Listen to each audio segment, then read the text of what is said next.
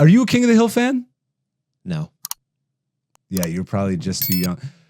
Bruh, when I tell you one of the most sleeper animated shows of my generation, slept on, surprisingly, I knew more black people that watched the show and loved it than I knew white people. White people didn't like King of the Hill for whatever reason.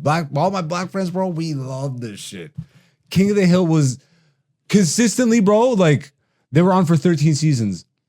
I don't think I can say, like, I stopped watching The Simpsons for damn near like 12, 13, 14, 15. I don't even really watch the new ones like that. I like have gone back to watch some of the newer seasons because they are really enjoyable.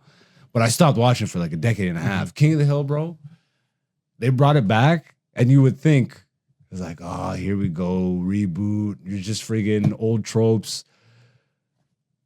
It is so good.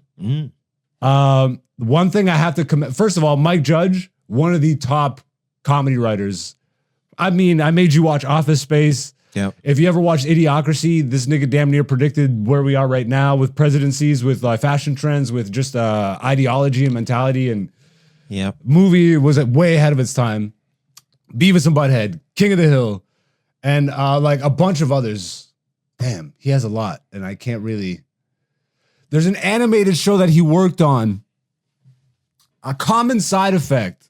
This just came out like last year. Bro, this is probably one of my top 3, maybe top, like new animated shows. It's not a comedy, but there's a lot of funny stuff in it. But that one's about a pharmaceutical, like a guy discovers a mushroom in the Amazon forest. Oh, I have seen this. Show is fire. But I do need to watch it. And the animation is amazing. And the way they animate the psychedelic trips and stuff. The story's top notch. The characters are really well written. Mike Judge is a part of the production, and he's a voice actor in it. But I don't think it's his show. Okay. Of all the Mike Judge stuff, this is why he cements himself as one of the GOATs to me in comedy writing, especially for animated and like TV series. Yeah. He made the smart and conscious decision to age the characters. He didn't bring King of the Hill back, and Bobby's still a kid. He brought him back. Bobby's 21 years old with his own restaurant. The Hills, bro. The show starts off, Hank and Peggy move back to the neighborhood from Saudi Arabia. Hank was working for a propane thing in Saudi Arabia and for Aramco.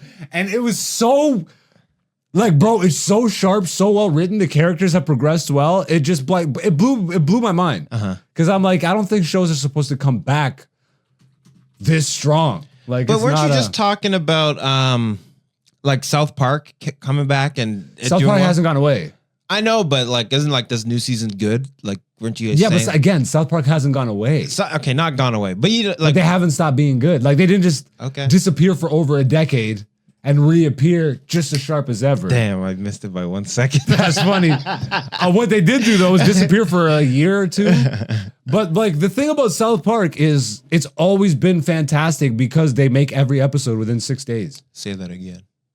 They've always been fantastic because they make every episode within 6 days. You thought I couldn't do it again, did you? No, it was a tongue meme. Twister? No, it was a meme. Really? I'm an old man. It leads into my Fantastic Four thing. Okay. Because he's like, oh, man, that was fantastic. And the guy's like, wait, say that again. Okay. We're almost there, I promise. I'm almost done, I promise. Well, yeah, I pretty much am done. If you're a fan of King of the Hill from back in the day, if you're a fan of Mike Judge, if you're just a fan of animated comedy shows, this is so well done. I think the jokes of like the Hills in the modern era of life, like they come back to Texas, and Texas essentially is like where they were living in Saudi Arabia because he was working for Aramco, like the biggest oil producing company. Like they lived in a gated community that pretty much looked like the suburban American, like old school experience. Yeah.